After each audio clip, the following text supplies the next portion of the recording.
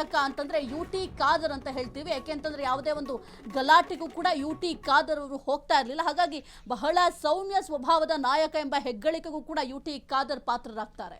ಇನ್ನು ನಾವು ಸತೀಶ್ ಜಾರಕಿಹೊಳಿ ಗಮನಿಸ್ತಾ ಹೋಗೋಣ. ಬೆಳಗಾವಿ ರಾಜಕಾರಣ ಅಂತ ಬಂದಾಗ ಅಲ್ಲಿ ಸಾಹುಕಾರ್ ಅಂತಲೇ ಜನಪ್ರಿಯರಾದಂಥವರು ಸತೀಶ್ ಜಾರಕಿಹೊಳಿ.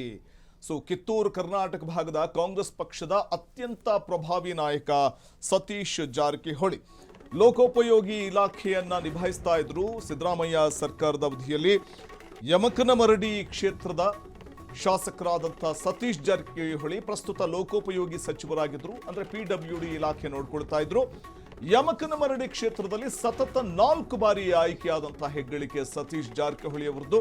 1998 ಮತ್ತು 2004ರಲ್ಲಿ ಪರಿಷತ್ಗೆ ಆಯ್ಕೆಯಾಗಿದ್ದ ಸತೀಶ್ ಜಾರಕಿಹೊಳಿ ಅರಣ್ಯ, ಪರಿಸರ, ಜೀವಿಶಾಸ್ತ್ರ, ಅಬಕಾರಿ, ಸಣ್ಣ ಕೈಗಾರಿಕೆ ಇಲಾಖೆಗಳ ನಿರ್ವಹಣೆ ಮಾಡಿದ ಅನುಭವಿ ರಾಜಕಾರಣಿ.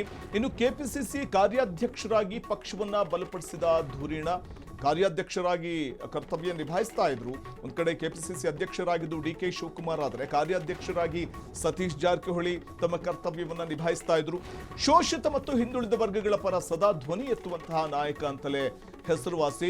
ಬೆಳಗಾವಿಯ ರಾಜಕಾರಣದಲ್ಲಿ ಸಾಹುಕಾರ ಅಂತಲೇ ಹೆಸರುವಾಸಿಯಾದಂಥವರು. ಪ್ರಸ್ತುತ ಲೋಕೋಪಯೋಗಿ ಸಚಿವರಾಗಿದ್ರು ಅವರು ಸಿದ್ದರಾಮಯ್ಯ ಸರ್ಕಾರ